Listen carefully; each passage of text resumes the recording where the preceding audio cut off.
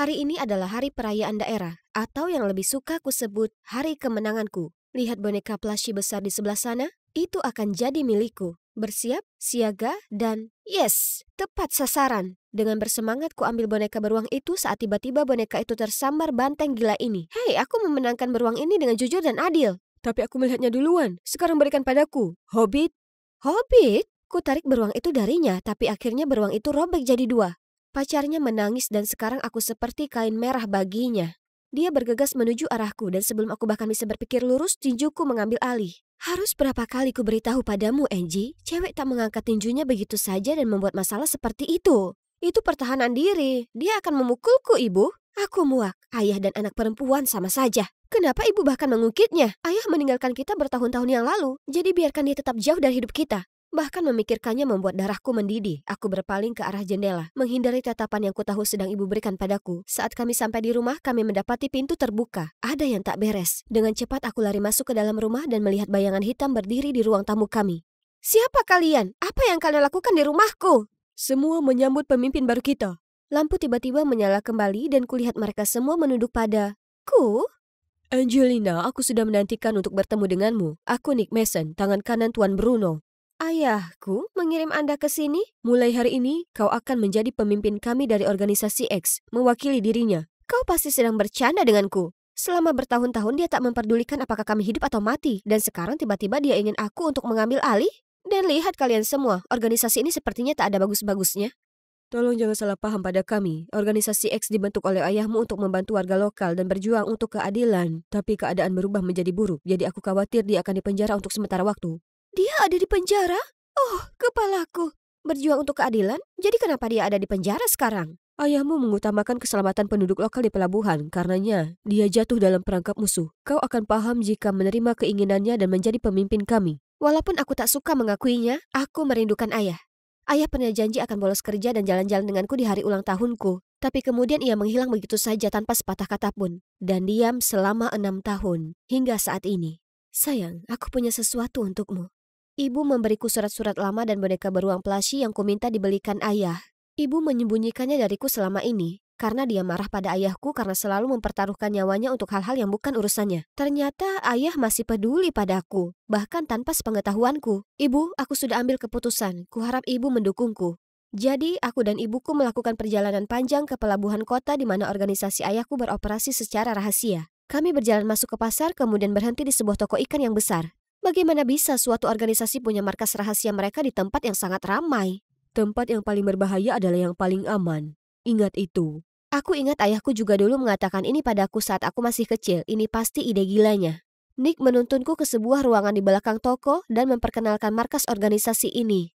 Jadi ini tempat ayahku biasa bekerja dan dia masih menyimpan topi tua yang sama setelah sekian tahun lamanya? Ayo mulai bekerja. Akhir-akhir ini banyak terjadi pencurian di kota. Tiap malam, para pencuri masuk ke toko dan mencuri apa saja yang mereka bisa. Orang-orang kini panik, jadi kita harus mengatasi masalah ini secepatnya.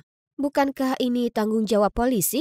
Jika mereka mampu, kita tidak perlu terlibat. Itulah kenapa ayahmu mempertahankan organisasi ini. Sekarang kau harus menetap sementara. Aku telah mengatur akomodasimu dan mendaftarkanmu ke sekolah lokal. Ingat, identitasmu sangat rahasia. Selama beberapa hari ke depan, di jam 5 setiap pagi, Pamanik membangunkanku membawaku ke pelabuhan dan cerita lebih banyak tentang pencuri. Tapi dia malah ikut lelang ikan sepanjang pagi, bukannya melakukan hal penting.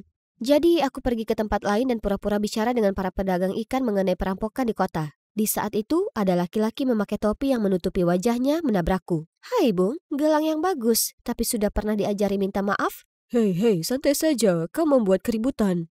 Oke, mungkin aku sebaiknya bersikap seperti anak sekolah pada umumnya di sini. Harus bangun sangat pagi untuk pergi ke pelabuhan juga membuatku terlalu lelah untuk belajar apapun. Suatu pagi aku tertidur di tempatku yang biasa saat ada kegaduhan yang membangunkanku. Sekelompok gangster mengganggu seorang anak laki-laki. Bung, aku berusaha tidur di sini. Diamlah pecundang. Oh, mereka macam-macam dengan orang yang salah. Ku ambil tongkat pel di sekitar situ dan membuat gerakan keren yang menjatuhkan mereka semua. Lalu menyeret si kutu buku yang terperanjat itu. Dia tak cukup tenang untuk lari menyelamatkan diri. Laki-laki kecil ini Kilian. Sejak hari itu, dia terus membuntutiku dan tak mau tutup mulut soal betapa kuatnya aku. Mengatakan hal-hal seperti, aku tak bisa bayangkan orang sekecil kami punya kekuatan yang luar biasa. Atau, mereka semua menggangguku tapi kau yang malaikat tidak. Lalu, Ayo berteman. Aku tak bisa tenang saat ada dia di dekatku. Sementara aku berusaha sendiri, ada panggilan masuk dari Paman Nick. Salah satu toko perhiasan di kota baru saja dirampok. Apa kau bisa bantu? Apa? Ya, aku akan kembali ke markas dan menyusun rencana. Kau bisa andalkan aku. Aku kemudian mengakhiri panggilan dan itulah saat ku dengar bola membentur lantai. Aku berbalik dan di sana ada Killian. Berdiri di belakangku, terkejut setengah mati. Dia jelas mendengar semua percakapan itu. Jika kau mengucap sepatah kata soal ini ke orang lain, hari berikutnya kau tak akan bangun. Kau dengar aku? Aku bisa membantumu. Aku hafal benar kota ini. Oke, kita bisa berteman atau rekan selama kau tutup mulut. Sepulang sekolah, Killian dan aku segera menuju lokasi kejadian. Saat berkeliling, kulihat ada benda bersinar di antara kaca yang pecah. Itu pasti dari para pencuri itu. Tapi tunggu, aku sudah pernah melihat simbol D ini di suatu tempat. Aku hendak mengambilnya saat Killian memegang tanganku, gemeteran. Bro, itu dia yang menyerang kami waktu itu. Gangster itu tiba-tiba mendatangiku. Aku berusaha menghindarinya, tapi akhirnya terjungkal ke belakang. Tiba-tiba ada lengan kuat menahanku dan melindungiku dari pukulan itu. Mamma mia, siapa pemuda kekar tampan ini? Kulingkarkan lenganku padanya dan mengeluarkan bagian dalam diriku yang sedang kesusahan. Oh pahlawanku, para bajingan ini tak mau tinggalkan aku sendiri. Kumohon selamatkan aku. Aku takut. Macam-macam dengan temanku sekali lagi dan kalian akan mati. Enyahlah.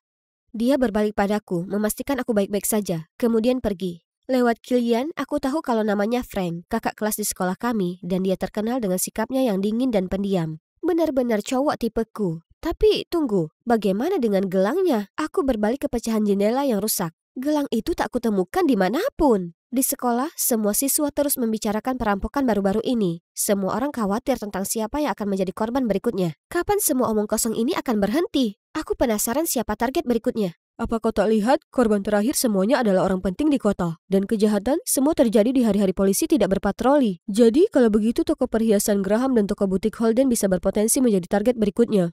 Itu masuk akal. Tunggu, Frank? Sekarang karena kau di sini, aku merasa jauh lebih aman.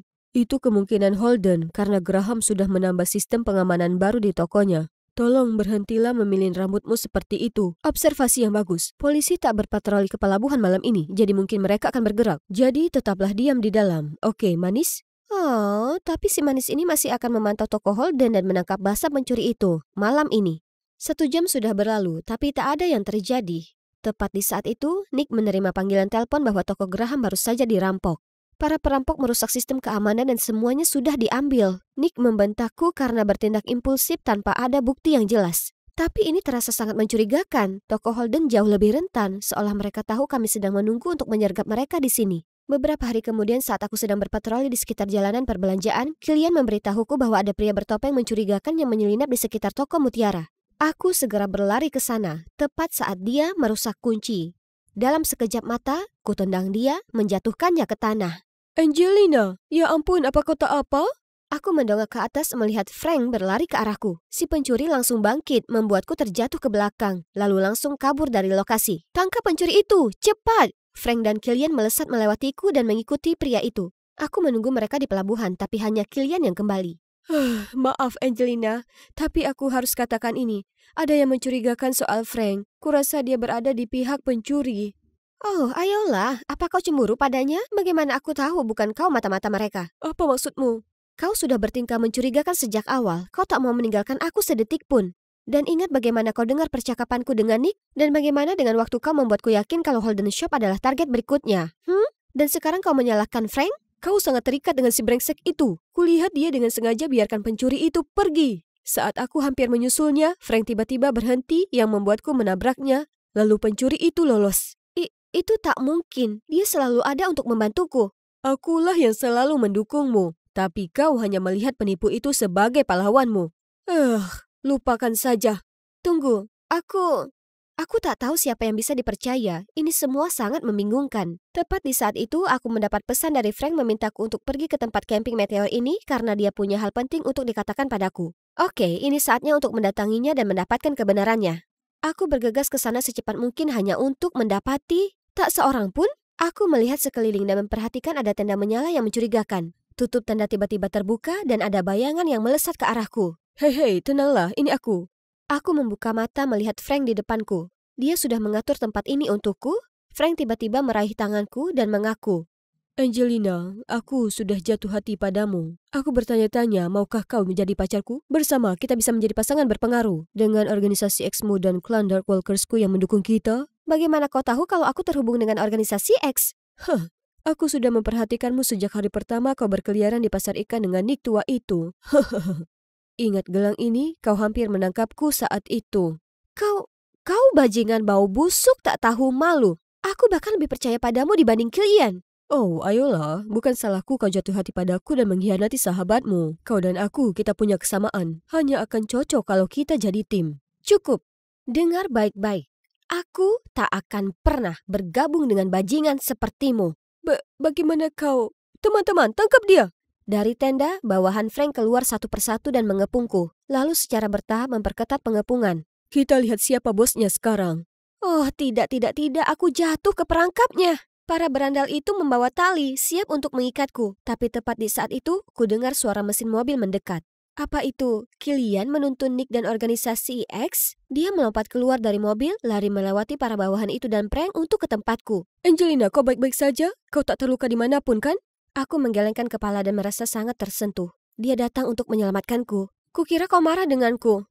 Memang, sedikit. Tapi aku tak bisa biarkan kau sendiri. Jadi aku pergi ke Paman Nick. Di balik Killian, Paman Nick dan tim telah meringkus semua perampok dan pemimpin mereka, Frank. Sekarang mereka akan katakan semua rahasia kotor mereka di depan hukum. Ternyata, ayahku hendak mengekspos klan Dark Walker atas perbuatan jahat mereka saat mereka menjebaknya dengan sengaja membuatnya cedera dan menjebloskannya ke penjara. Sejak aku jadi pemimpin baru di X, Frank telah berusaha merayuku supaya dia bisa memanipulasi organisasi. Tapi akhirnya, ayahku terbukti tak bersalah dan dibebaskan. Aku dan ibu menyambutnya pulang dengan tangan terbuka. Ayah sangat menyesal karena meninggalkanmu. Ayah khawatir akan menempatkanmu dalam bahaya.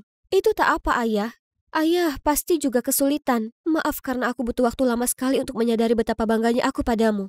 Aku sangat merindukanmu, Ayah.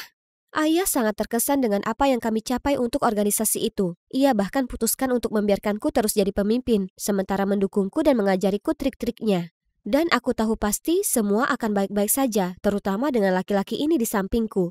Jadi aku sudah lakukan pekerjaan dengan baik untuk membuktikan diri, Lady Boss. Posisi wakil ketua sepertinya cocok denganku. Bukan begitu? Kau pantas mendapat promosi. Bagaimana kalau wakil ketua dan pacar?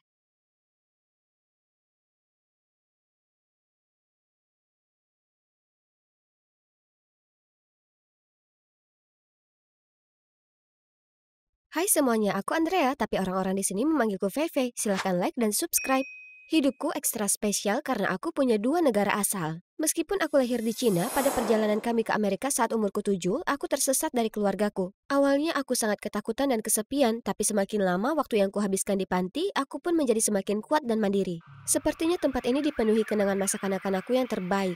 Hidup berjalan mulus hingga usiaku 15 tahun. Keajaiban terjadi. Fei, ayah akhirnya menemukanmu. Aku tak begitu paham bagaimana, tapi air mata menetes membasahi wajahku. Ayah tak berubah sedikit pun, tapi ibu telah meninggal dunia.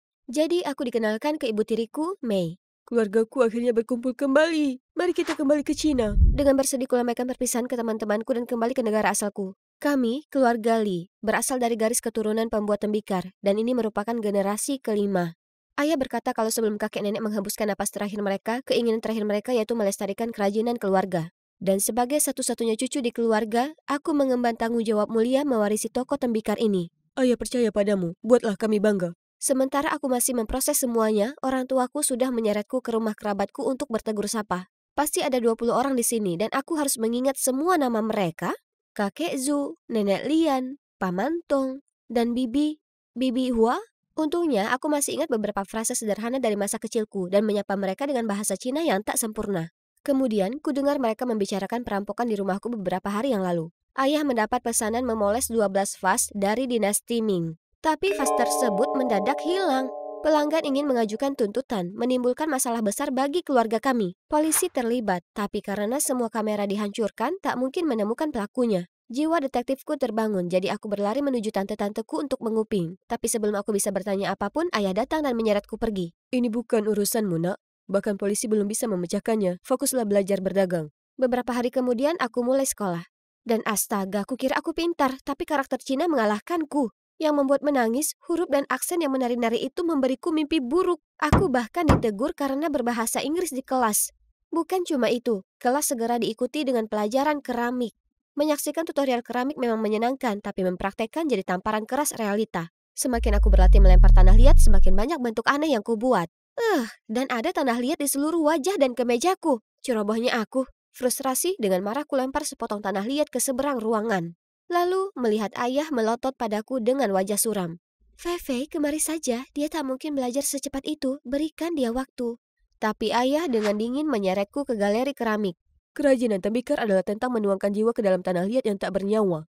Kakek buyutmu dulu membuat keramik untuk istana selama dinasti Qing. Di masa perang, seluruh workshop dibom. Tapi kakek buyutmu menyelamatkan vas-vas paling berharga saat melarikan diri dari musuh hingga mereka meninggal. Kata-kata ayah membuatku menyadari betapa tergesa-gesa dan tidak kompetennya aku. Aku harus berubah. Kemudian ayah memperkenalkanku seorang laki-laki. Ini Cody, anak magang terbaikku alias pembuat tembikar berbakat. Dia akan menjadi gurumu. Cody itu orang Amerika, jadi berkomunikasi akan lebih mudah.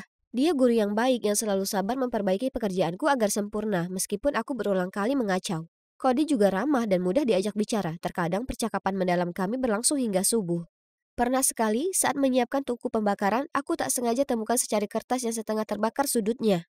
Kelihatannya agak janggal karena ada tulisan tangan yang sepertinya penting di sana. Kutunjukkan Cody dan dia bilang itu bisa jadi puisi bahasa Cina, tapi aku tak bisa mengerti artinya karena kebanyakan bagiannya hilang. Ayah bilang itu omong kosong, sementara ibu tiriku menggelengkan kepala bingung. Tapi entah kenapa itu masih menggangguku, jadi aku terus mempelajarinya selama beberapa malam dan aku mungkin telah temukan petunjuk yang dapat mengarah pada hilangnya 12 vas yang misterius. Tapi itu belum cukup, jadi kuputuskan untuk mengesampingkannya sementara ini. Kembali ke rutinitas harianku, aku dihujani perhatian dari tetangga dan kerabatku. Agak terlalu banyak, mereka selalu mendesakku untuk menikah. Saat aku seusiamu, aku sudah punya 2 anak.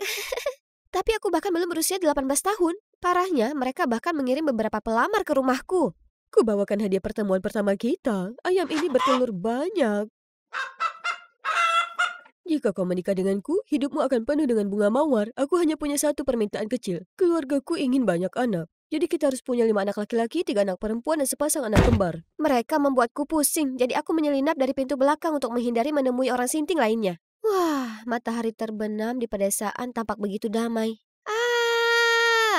Wah, tak menyangka suara sekuat itu dari tubuh yang mungil. Menyeramkan sekali. Aku berbalik untuk pergi, tapi tiba-tiba cowok itu meraih kuncirku dan menarik ikat rambutku. Aku hendak memberi cowok sial ini pelajaran, tapi entah dia bisa menghindari setiap pukulan. Diamlah supaya aku bisa memukulmu. Beri aku ciuman, maka akan kukembalikan itu. Kau bermimpi, dasar psikopat. Tapi entah bagaimana sekarang aku dan si psikopat ini jadi berteman. Dan kami bahkan kian dekat setelah saling bertemu setiap hari di sekolah. Kusadari Kai tidak semenyebalkan yang kukira dan bahkan jadi simpati padanya saat aku tahu kalau dia juga kehilangan ibunya saat dia kecil. Saat ayahnya sibuk menjalankan usahanya, Kai selalu tak gembira dan kesepian. Sekarang karena dia sudah kutemani, dia menghiburku kapanpun aku sedih dan frustrasi karena tak makin jago dalam kerajinan tembikar. Tapi Cody sepertinya tak terlalu senang dengan ini. Dia muncul entah dari mana dan menyeretku pergi. Faye, cowok itu playboy terkenal jauh-jauh darinya. Dia terlihat seperti cowok biasa saja bagiku. Oke, kuberitahu kau kebenaran. Cowok itu berasal dari keluarga Wen, musuh bebuyutan kita. Jika ayahmu tahu, kau akan tamat. Aku agak khawatir, tapi hidup bukanlah drama pembalasan. Tak ada yang bisa menghentikanku dari menemui seseorang karena perseteruan keluarga. Tetap saja, kurasa aku sebaiknya berhati-hati. Hei, apa yang kau sembunyikan? Faye suka jiwa yang bebas. Cowok membosankan yang cuma main tanah liat sepanjang hari? Tak mungkin. Ya, kurasa cewek lugu seperti Faye butuh cowok yang kalem, dewasa, dan tenang. Bukan anak laki-laki kaya manja yang berjiwa bebas yang hanya tahu caranya menghabiskan uang orang tuanya. Setiap kali ini terjadi, aku harus melemparkan diri ke tengah-tengah dan memisahkan mereka. Suatu hari ibu tiriku memergokiku pulang ke rumah setelah pergi dengan Kai. Aku panik dan tak tahu bagaimana harus menjelaskan. Tapi, jangan khawatir, rahasiamu aman denganku. Kau sudah cukup tertekan. Kemudian dia memanggilku untuk ngobrol serius. Dia minta maaf karena tak memberiku cukup perhatian dan dengan ramah bertanya apa aku mengalami kesulitan sejak kembali pulang. Sebenarnya aku suka kerajinan tembikar, tapi aku tak kunjung berkembang tak peduli seberapa keras aku berusaha. Tanggung jawab di pundakku terlalu besar hingga membuatku putus asa. Aku berusaha tetap tersenyum, tapi ada kalanya di mana aku merasa sesak. Jangan berlebihan menekan dirimu. Jika terlalu berat, beristirahatlah dan kembali ke mereka untuk sementara waktu. Pikiran sehat yang utama dan terpenting. Wah, aku sangat beruntung punya ibu tiri yang pengertian. Segera saat dia pergi, Cody keluar. Aku tak tahu kalau kau begitu tertekan. Jangan khawatir, ada banyak cara untuk membantu keluargamu selain membuat tembikar yang baik. Kau cerdas, aku tahu kau bisa melakukannya. Jadi, aku mulai berlatih melakukan berbagai trik dengan vas keramik. Kemudian menyiapkan akun TikTok untuk mengunggah video penampilanku. Video itu jadi viral hanya dalam beberapa minggu, mengumpulkan jutaan tayangan dan mendorong toko tembikar ini jadi terkenal. Dan dengan itu, jumlah pemesanan meningkat dengan pesat. Kompetisi tembikar nasional telah tiba. Ayah dengan bersemangat mengumumkan bahwa itu peluang besar bagi keluarga kami. Tim inti kami bekerja siang malam untuk menciptakan desain unik yang akan berkesan. Hari besar itu akhirnya tiba, dan aku diberi tugas membawa vas ke area pameran. Aku sangat bersemangat berada di sana, tapi ada orang asing yang tiba-tiba menabrakku, membuatku kaget selama beberapa saat. Oh ya Tuhan, vas itu! Panik, segera kuperiksa dan untungnya itu tidak apa. Phew, itu nyaris saja. Kompetisi akhirnya dimulai. Aku memeriksa pajangan yang lainnya. Mereka semua terlihat indah. Tapi milik keluarga Wen benar-benar mengejutkanku. Vas itu persis seperti milik kami. Aku langsung ke sana menemui mereka. Ini jelas desain milik keluargaku. Kalian pencuri tak tahu malu. Jaga mulutmu gadis kecil, dan kau jagalah anak perempuanmu. Jangan biarkan dia membuat malu nama keluargamu. Jangan beritahu aku cara membesarkan anakku, dan vas itu pencurinya akan segera terungkap. Ayo, Faye. Aku tahu desain bisa ditiru, tapi tidak untuk bahannya. Bahannya terbuat dengan teknik rahasia keluarga kami. Kami punya zat khusus yang membuat keramik lebih kuat. Sekarang kita hanya perlu sedikit keberuntungan. Tuan dan Nyonya, pemenang yang membuat kami terkesan dengan desainnya yang unik dan berkualitas luar biasa. Hadiah pertama jatuh kepada keluarga Wen. Namun, kami juga menemukan produk tim yang dibuat dengan bahan di bawah standar dan tidak sesuai dengan spesifikasi. Para juri juga mencurigai itu menjiplak desain milik keluarga Wen. Kami tak bisa terima sikap tak hormat pada kerajinan. Keluarga Li, kalian didiskualifikasi dari kompetisi ini. Sebelum kami bisa bangkit dari rasa terkejut ini, berita itu sudah menyebar seperti api liar. Kai berusaha menjelaskan kalau dia tak ada hubungannya dengan ini, tapi aku tak ingin berurusan apapun dengannya lagi. Keluarga Wen pasti sudah menjiplak vas kami dan menukarnya dengan milik kami. Tapi kapan? Vas itu bersamaku selama ini. Itu hanya mungkin jika bisnis kami mengalami kemerosotan. Pesanan dibatalkan, kebanyakan staf berhenti, dan parahnya lagi, semua orang di sini mencurigai aku menukar vas itu karena sebagian dari mereka melihatku bersama Kai. Ayah tak menerima berita itu dengan baik. Ia mengalami stroke dan segera dibawa ke rumah sakit. Tidak, aku harus temukan kebenarannya tak peduli apapun. Hanya ada 3 orang yang tahu desain itu. Ayah, Cody, dan aku. Benar, Cody pasti tahu apa yang harus dilakukan sekarang. Sayangnya dia sedang cuti untuk merawat ibunya yang sakit. Jadi kuputuskan mendatanginya, dia sedang keluar belanja, jadi ibunya yang menyambutku. Terima kasih memberikan putraku kesempatan dan membayarnya dengan baik sekali. Tanpa uang itu aku mungkin tak berada di sini lagi. Uang? Uang apa? Anakku habiskan malam tanpa istirahat selama berbulan-bulan untuk selesaikan vas Anda. Bukankah karena itu Anda membayarnya begitu pantas? Apa? Kami tak pernah menyuruh Cody bekerja lembur?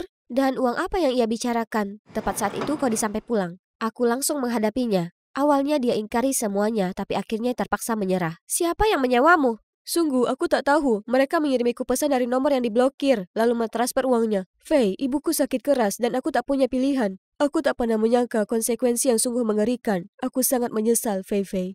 Aku lari secepatnya. Aku tak sanggup mendengar lagi. Hal yang paling menyedihkan tentang dikhianati adalah itu tak pernah datang dari musuhmu. Saat aku sampai di rumah, ibu tiriku sedang memasak. Oh sayang, kau kelihatan pucat, anak manisku yang malang. Aku tak tahan untuk tidak berlari ke dalam pelukannya dan menangis. Dia berusaha menenangkanku sebelum membawakan ayah makanannya.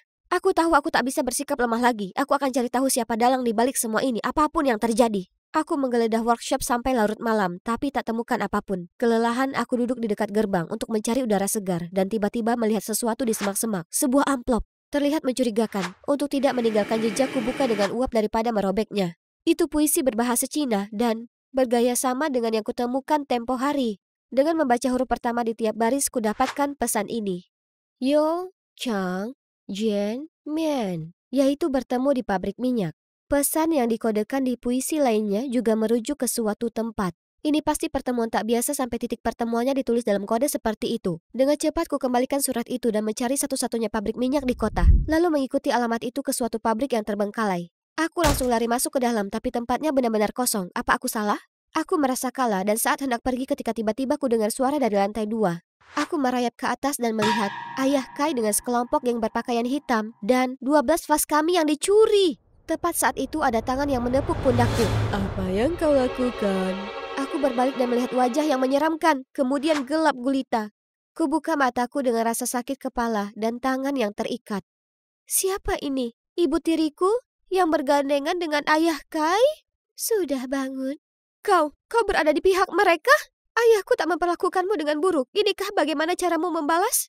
Aku sudah muak dengan pria tuamu itu. Seorang tiran yang mengakui sendiri kepintarannya. Aku pantas dapatkan orang yang mencintai dan memanjakanku seperti Pak Wen di sini. Jika ayahmu benar-benar pintar, seharusnya dia sudah sadari sejak lama kalau dia sudah memelihara ular di rumahnya. Si Cody itu. Hahaha. Tunggu dan lihat saja. Aku akan membongkar rencana licikmu. Dalam hayalanmu, aku sudah membeli tiket pesawat kembali ke Amerika. Bersiaplah untuk disambut oleh panti yang lain. Aku bahkan menulis ke pria tuamu itu surat perpisahan yang menyentuh. Dia pasti akan terkena stroke lagi setelah dia membacanya. Wahahaha. Surat rahasia itu sudah mengungkapmu dan bukti lain akan segera ditemukan. Kau tak bisa lolos dari ini. Maksudmu yang ini, anak tangguh? Nyatanya, surat apa?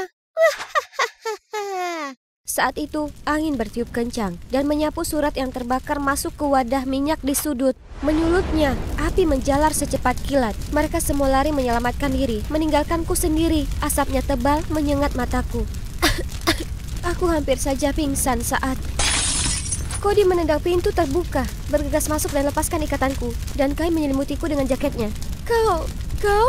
Tak ada waktu, lari! Mereka dengan cepat membawaku pergi dari kobaran api. Saat kami sampai di tempat aman, seluruh pabrik meledak. Oke, kalian berdua bisa jelaskan semuanya sekarang? Aku merasa bersalah soal kompetisi tembikar itu. Jadi diam-diam ku ikuti ayahku untuk mencari tahu kebenaran tentangmu. Aku datang ke rumahmu untuk minta maaf, tapi melihatmu pergi tergesa-gesa terlihat khawatir. Itulah kenapa aku putuskan untuk mengikutimu. Dan aku tak percaya bahwa orang yang menyewaku adalah ibu tirimu. Aku juga tidak. Bagaimanapun, terima kasih. Tapi aku masih marah padamu. Kau baik-baik saja sekarang? Aku tak apa, tapi aku tak yakin soal mereka. Animator, tolong putar ulang kejadian sebelumnya. Ya, aku berhasil merekam semuanya. Dengan bukti berharga ini, tentu saja ibu tiriku dan Wen harus mengaku bersalah dan masuk penjara. Ayahku keluar dari rumah sakit dan 12 vas keramik dikembalikan. Sekarang setelah nama keluargaku dipulihkan, bisnis pun berkembang pesat. Setelah insiden ini aku belajar untuk lebih menghargai workshop tembikar kami. Bertekad untuk meneruskan bisnis keluargaku, aku mulai belajar tembikar dengan benar untuk mempersiapkan diri menghadapi kompetisi tahun depan. Dukung aku, kawan. Dan tentu saja aku masih punya 2 laki-laki ini di sampingku. Hanya saja, sepertinya mereka tak ingin lagi hanya jadi temanku. Apa yang sebaiknya kulakukan? Tolong bantu aku dengan beri komentar di bawah jika kalian #Tim Kai atau #Tim Cody.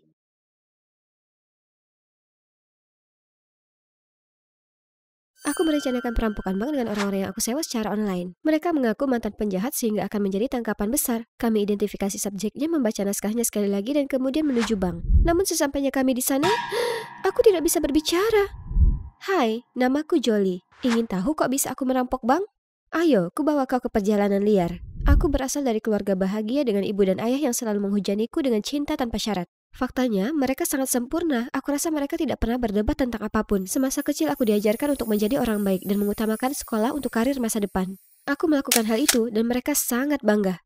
Namun, suatu hari aku pulang dan mendapat kabar mengejutkan. Ayah dan ibu akan bercerai. Tapi, kenapa? Sayang, ini yang terbaik untuk kita berdua. Ternyata kita tidak begitu cocok. Tidak cocok? Apa kamu baru mengetahuinya dalam semalam? Sayang, aku tahu ini sulit, tapi kita akan baik-baik saja. Aku janji. Tidak, kita tidak. Kita adalah keluarga yang hancur dan kalian bersikap seolah-olah itu bukan apa-apa. Apakah kalian peduli sedikit saja? Beberapa hari kemudian aku masih tidak bisa melupakannya. Sampai aku melewati restoran ini dan melihat sosok yang aku kenal. Apa itu? Ayah? Bergandengan tangan dengan wanita asing? Sungguh aneh. Ayah selingkuh dari ibu? Aku segera berlari pulang untuk memberitahu ibu. Tapi sesampainya di sana aku tidak tega mengungkapkannya padanya. Bu, kamu baik-baik saja? Hanya saja perceraian itu berat bagiku. Aku menghormati keputusan ayahmu, tapi ini sangat sulit bagiku. Kamu satu-satunya keluarga yang aku punya sekarang, Jolie. Tidak, dia salah. Aku tidak akan membiarkan dia menjadi mantan istri ayah yang bersedih. Aku akan mengembalikannya padanya. Begitu dia melihat bagaimana putri kesayangannya terkena dampak perceraian ini. Jadi, keesokan harinya, aku pergi ke taman dan memetik bunga di depan umum. Ya, tidak juga. Tapi itu buruk kan?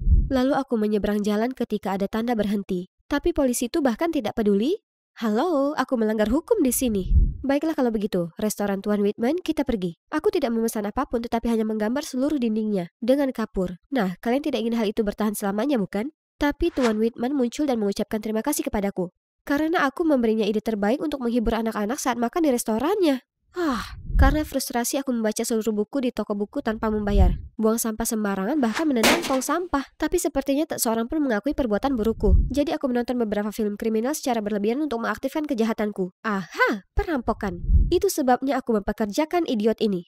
Gold Beach Bank and Trust. Bukan Gold Beach toko topi, bodoh. Maaf, salahku. Kami tetap melanjutkan perampokan dan berhasil mencuri banyak topi dan aku memastikan untuk secara tidak sengaja menjatuhkan dompetku dengan ID-ku di dalamnya. Keesokan harinya aku pulang sekolah dan melihat pemilik toko mengamuk pada ayah, menuduhnya melakukan pola asuh yang buruk. Tapi anehnya ayah tetap tenang dan hanya membayar semua topi yang kucuri. Apa? Bersiaplah, kamu dan aku akan makan malam di luar malam ini. Ada seseorang yang aku ingin kamu temui. Biar ku tebak, itu adalah cewek sampingan yang kulihat kemarin. Jolie, ini... Aurora, aku teman ayahmu. Aurora, kita harus memberitahunya. Oh, jangan. Aku sudah tahu. Kalian berdua berselingkuh, kan? Jolie, jaga kata-katamu. Kenapa? Karena itu kebenarannya? Ayah hendak mengatakan sesuatu, tapi Aurora menghentikannya. Aku tidak percaya kamu melakukan ini pada ibu. Aku berlari keluar dari sana dan bersembunyi di gang ini, menangis dengan hati yang sakit saat melihat beberapa pria yang terlihat samar. Mereka membawa koper penuh uang dan terus melihat sekeliling dengan hati-hati. Tiba-tiba aku menginjak sebuah squishy, dan itu menimbulkan suara paling keras dan membuat mereka semua menoleh ke arahku. Aku segera lari sebelum mereka melihatku dan menabrak seseorang. Siapa itu? Tunjukkan dirimu. Pria itu langsung memahami situasinya dan menyembunyikanku. Hanya seekor kucing, lalu. Setelah geng itu pergi, aku melangkah keluar untuk berterima kasih padanya dan kekasihku yang sungguh pujaan hati. Tadinya aku akan menawarkan untuk membayarnya kembali, tetapi dia mengabaikannya dan pergi. Sangat keren. Kemudian aku sampai di rumah dan melihat ibu berkemas. Katanya dia akan segera pindah. Dan ayah bahkan tidak menghentikannya. Tiba-tiba aku menyadari sesuatu, gambar ibu dan Aurora. Bu, kamu kenal wanita ini? Aurora? Ya, kami sudah berteman sejak SMP. Teman? Dia bukan temanmu. Dia dan ayah berselingkuh di belakangmu. Ini sudah berakhir, kan? Tidak, Bu. Kamu harus membela diri sendiri. Jika kamu tidak melakukan apapun, aku yang akan. Hanya ada satu cara sekarang. Libatkan sekolah. Jika mereka lihat siswa yang dapat nilai S sepertiku tiba-tiba berubah jadi pemberontak, mereka akan bicara dengan ayah, kan? Tapi tentu saja aku perlu memastikan perbuatan burukku kali ini sah. Tiba-tiba aku melihat semua orang berdengung. OMG, apa kamu dengar? Kami mendapat murid pindahan baru dan dia mempunyai sifat anak nakal. Beritahu aku tentang itu. Dia menjadi topik terpanas sejak dia tiba di sini. Ya Tuhan, dia datang ke sini. Aku berbalik dan rahangku terjatuh. Itu adalah pria yang kutemui kemarin. Tiba-tiba langsung menuju ke arahku. Ini dia. Kamu mencariku?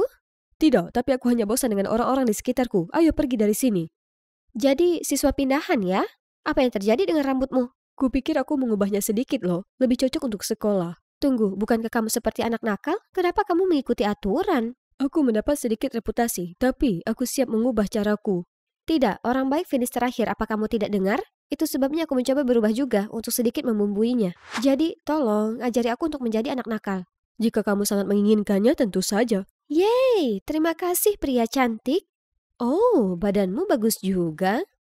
Tyler dan aku memulai rencana pemberontakanku yang baru. Oke, tunjukkan yang kamu punya. Aku langsung mendatangi sekelompok kutu buku, membanting tanganku ke atas meja, mengambil burger seorang cowok dan mulai melahapnya. Ini kentang gorengnya. Apakah orang tuamu membuatmu kelaparan? Tidak.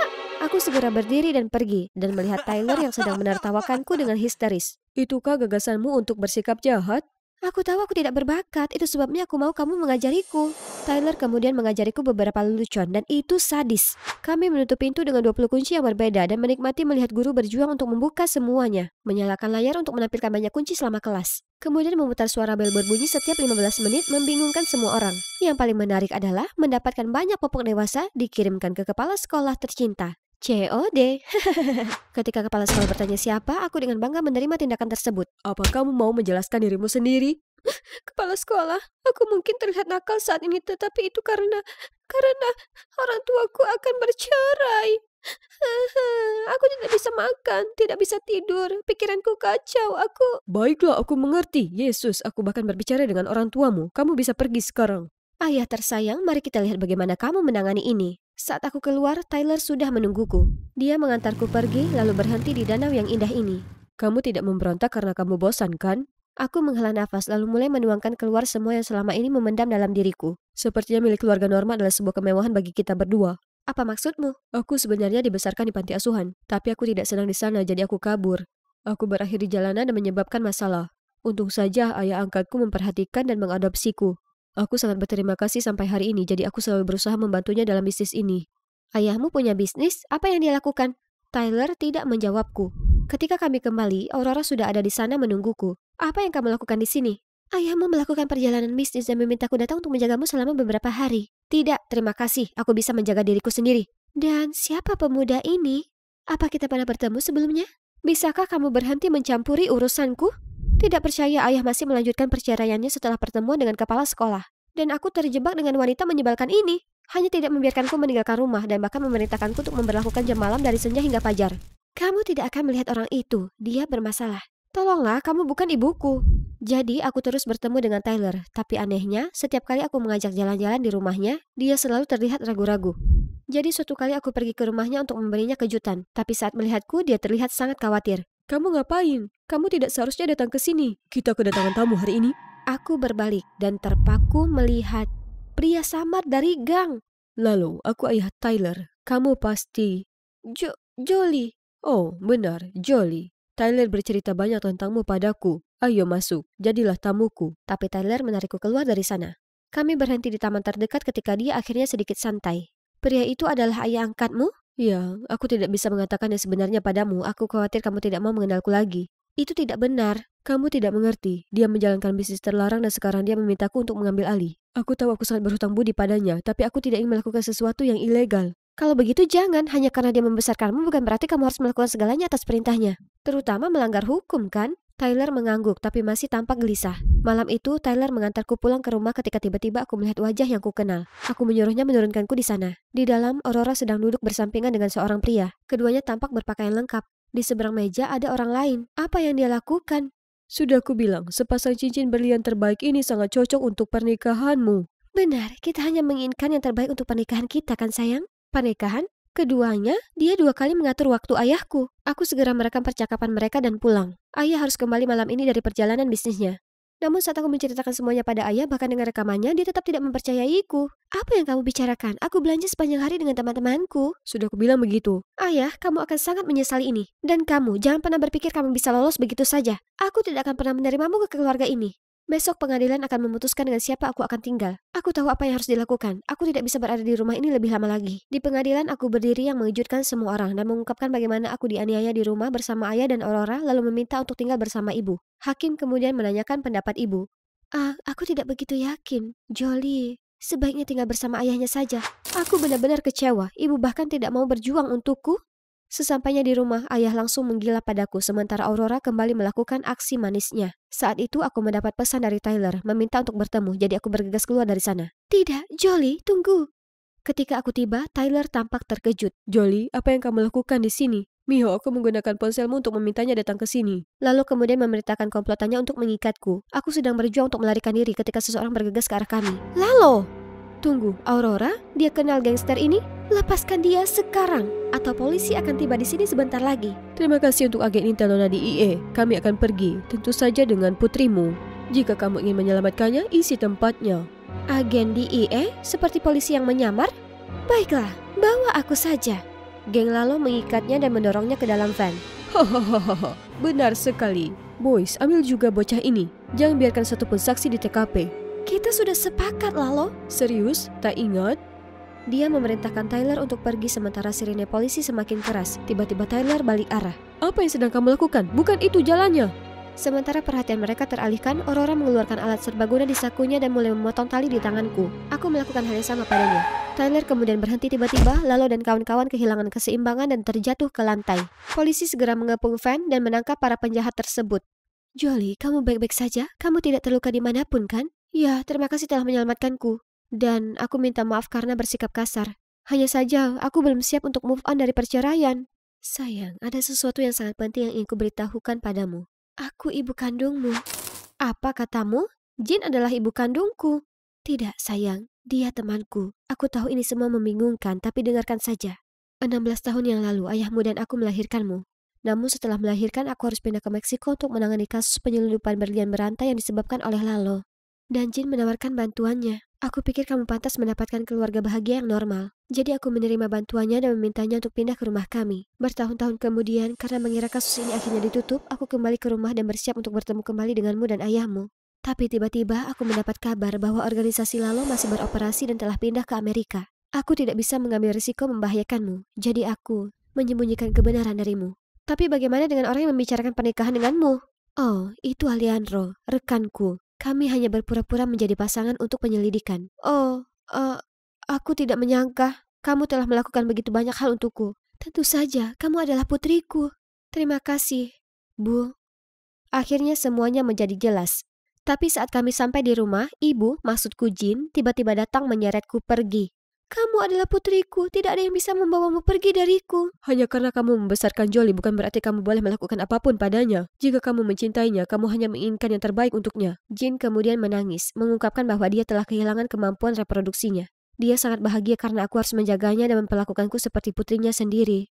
Hei, jangan khawatir, kamu akan selamanya menjadi ibuku. Aku memberikan pelukan terbesar pada Jin. Saat itulah aku menyadari Tyler bahagia untukku tetapi juga sedih di saat yang sama. Tiba-tiba aku menyadari dia tidak punya keluarga lagi. Aku punya ide, kenapa kamu tidak mengadopsi Tyler ke rumahmu? Tyler dan Jin saling berpandangan dan senyum cerah muncul di wajah mereka. Semuanya akhirnya menjadi baik-baik saja. Aku sudah berusaha mengejar ibu dan menebus tahun-tahun yang hilang itu. Tapi aku juga tidak melupakan ibu keduaku. Tyler, atau haruskah aku bilang pacarku? Sekarang tinggal bersama Jin dan dia mengantarku mengunjunginya. Aku sangat bahagia akhirnya memiliki keluarga yang penuh kasih sayang dan pacar yang nakal. Hanya saja kali ini kami tidak berusaha menjadi jahat lagi. Hi there, I'm Flora, Portside High School cheerleading captain and beauty pageant queen. My natural beauty and charisma mean that everyone's drawn to me, but hey, I don't make it easy for them. I only allow a select few to get close to me as I can't be seen associating with just anyone. Only my classmate Nina is pretty enough to have the coveted position of my BFF. Birds of a feather flock together, right? My high school life was perfect. But then, in the space of one day, that all changed.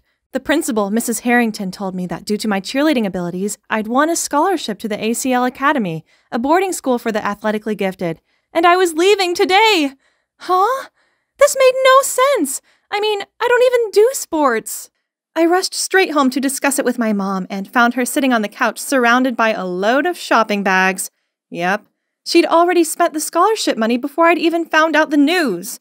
I know Mom loves money, but how could she make such a huge decision about my life without discussing it with me first? Ugh. Looks like I had no choice but to leave Portside High behind and go to this stupid sports school. Whatever. I'm a skilled cheerleader after all. It'd be a breeze, right? Wrong. This new school sucked. On my very first day here, I was woken up at 6 a.m. and forced to run 5 laps around the stadium. God. Are these people superheroes or what? How are they able to run and laugh at the same time while I'm panting like crazy? I didn't have time to catch my breath when the teacher made us move to the gym to lift weights. After 3 hours in the hellish gym, I barely had time to digest my lunch before they steered me into the volleyball court. Yep, that's the sport Mom had registered me for. Ugh, this stupid sport. Finally, nighttime arrived, and I managed to crawl my aching body back to my dorm. God save me from this living nightmare. Suddenly, the door opened, and in stepped my 3 roomies, aka my volleyball teammates. Honestly, I don't even know if I could call them girls or not. One has super short cropped bangs, one doesn't say much and shuffles more than walks, and one wears clothes so baggy they resemble a tent. Obviously, I'm way out of their league. And you know what they all have in common? They're always sweaty. So gross. Come to think of it, I have to go take a shower ASAP. Otherwise, I might turn into one of them. Fresh out of the shower, I called Nina and blurted out how exhausted I was and how much I missed our school. Poor you must be so tired. Oh, by the way, I have some amazing news to tell you. There's a city beauty pageant coming up, and I'm representing the school. What? But I won the school beauty contest. Yeah, you did. But you don't attend Portside High anymore, so seeing as I came second, they've given me the spot. Too bad, as you definitely would have won. What? How unfair! I was still in shock when the dorm supervisor stormed in and took away my phone. Yeah, I forgot to mention. This school even has a strict 10 p.m. phones away and lights off rule. It's all because they believe health is the most precious thing for an athlete. I tossed and turned all night. This beauty pageant was massive, and there's no way I could miss it. But I'm not at Portside High anymore. Instead, I'm stuck in this dumb jock academy. If only I could get out of here. That's right.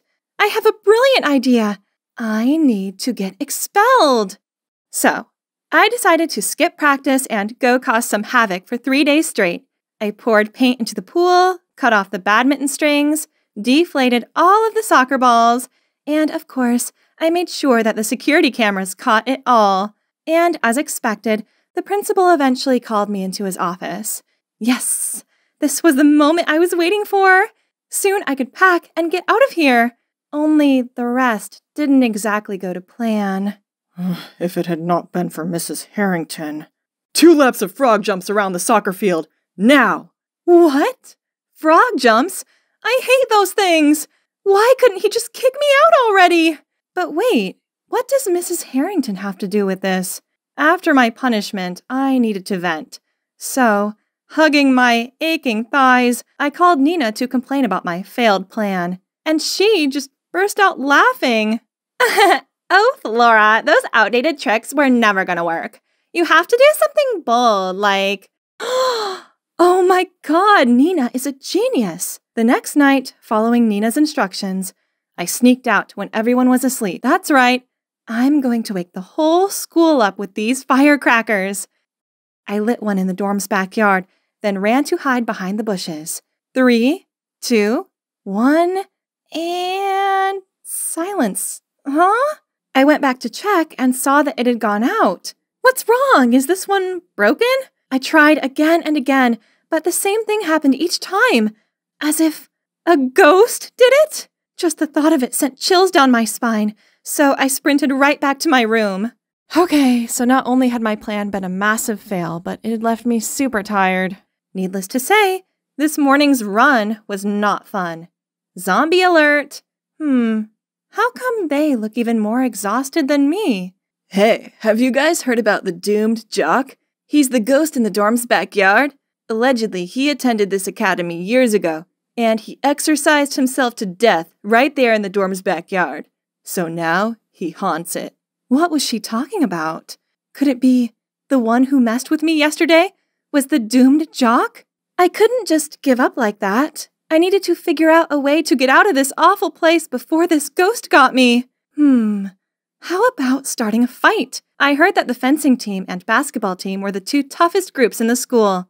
So, I sprayed paint on their fencing masks and punctured all of the basketballs, and left a fencing sword at the scene.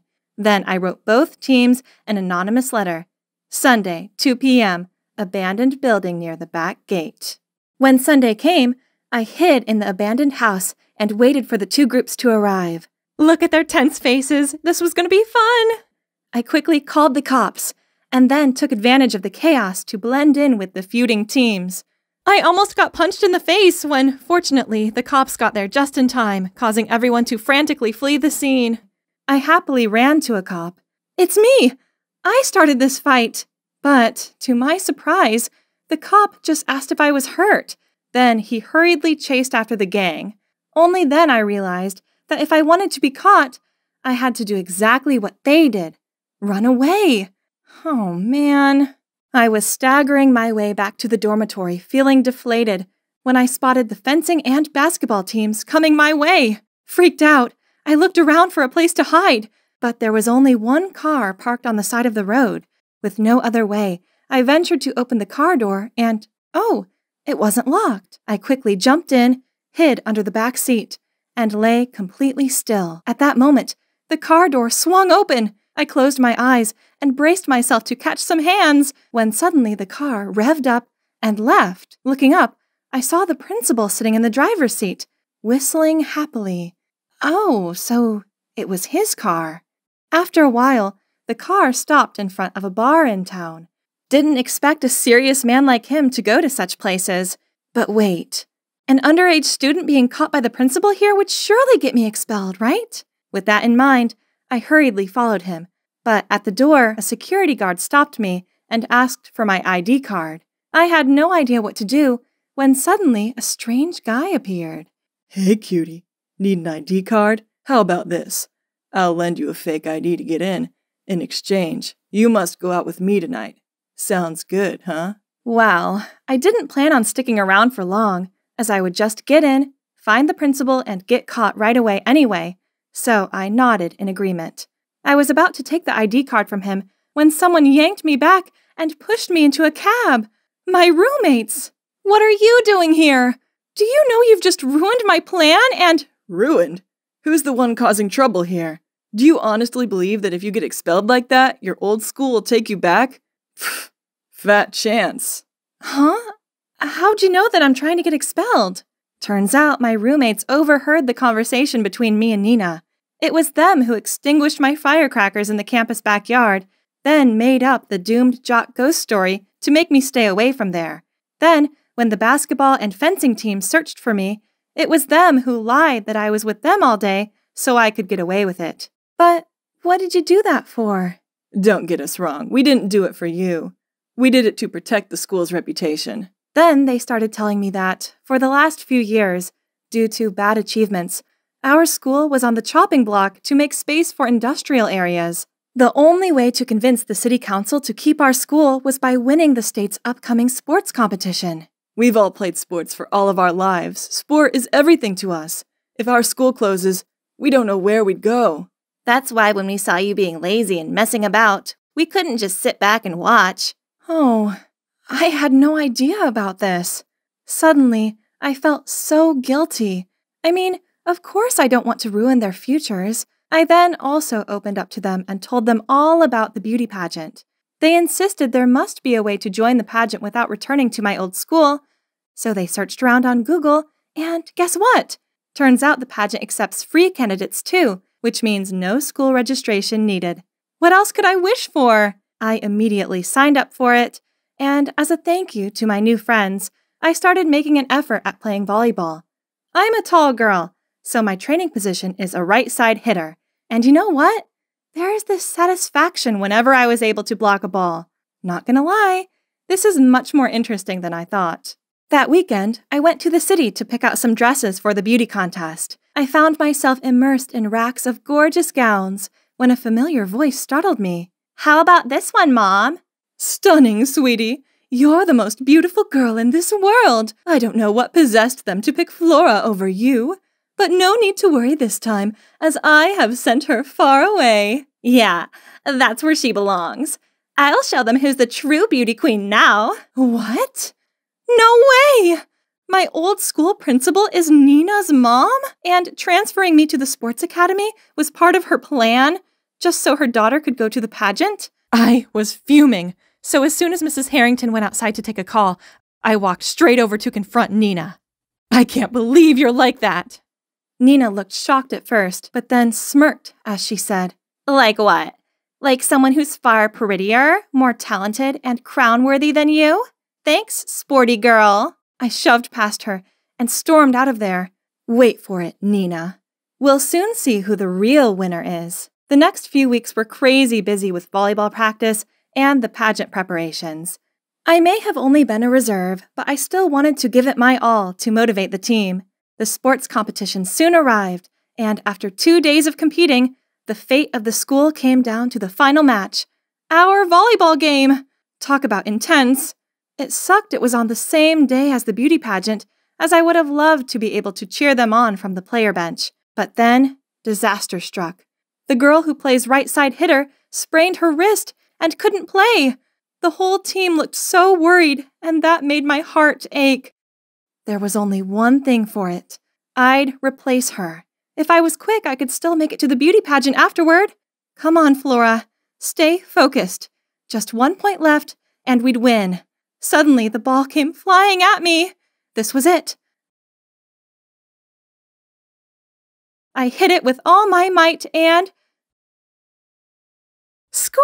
We won! I was busy celebrating our victory when everyone suddenly asked me about the beauty pageant. Oh my God! I almost forgot! The match went on longer than I thought it would. My friends dragged me into the taxi, but when we got there, the show was already coming to an end. And worst of all, guess who was standing there wearing the winner's crown and looking all smug? Yep, Nina. Did you come to congratulate me? Thanks, bestie. Oh, you guys must be Flora's new friends.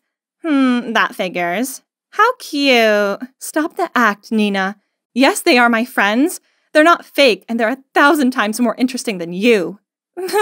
Say whatever you want, but I'm a beauty queen now, and you're no longer at the same level as me.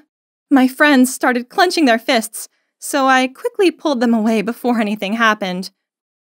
Right at that time, an announcement came across the speaker. Attention, pageants! We've just discovered signs of voter fraud. Please stay inside the hall and await further confirmation. About 30 minutes later, the truth finally came out. Turns out, Nina's mom had paid for the voting texts. Needless to say, Nina had her crown taken off her immediately, and Mrs. Harrington also lost her principal job. What goes around comes around, right? As for me, I'm not bothered about beauty pageants anymore. Instead, I have a new hobby, volleyball. Turns out I'm pretty good at it, and who knows, I might even become a professional player. And you know what the best part of all this is? I now have true friends by my side who I know will be willing to help me anytime and anywhere.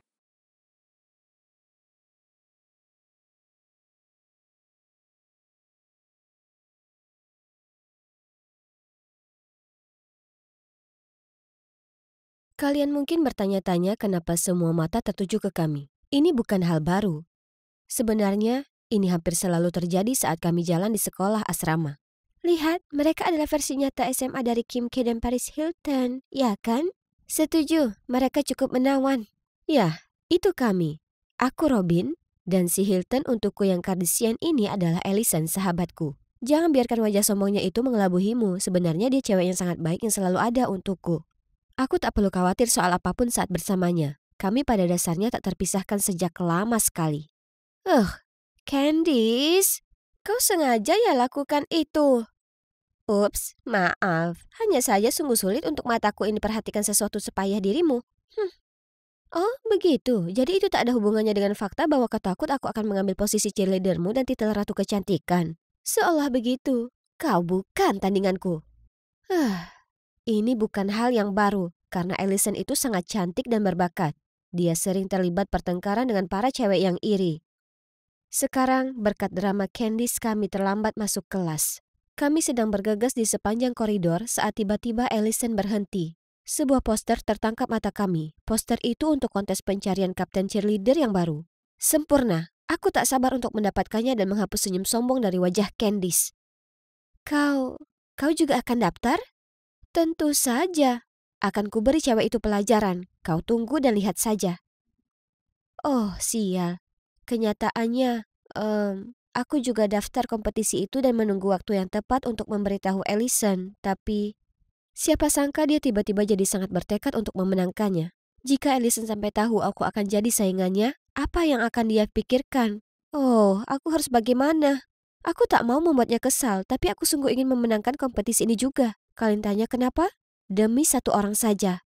Itu dia, Steve, kapten tim basket, dan juga sepupu Allison. Aku sangat naksir padanya, tapi masalahnya dia tak kurang penggemar, termasuk Candice. Aku tak akan pernah seberani dirinya, jadi aku hanya melihatnya dari kejauhan.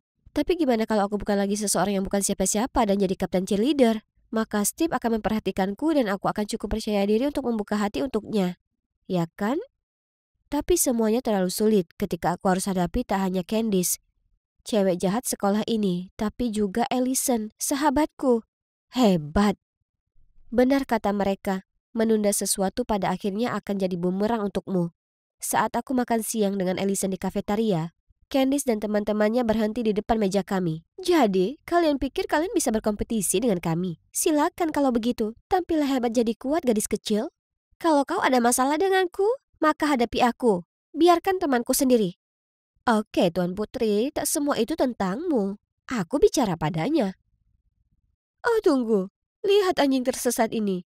Apa Robin ini sudah beritahumu kalau dia juga berkompetisi untuk posisi kapten cheerleader?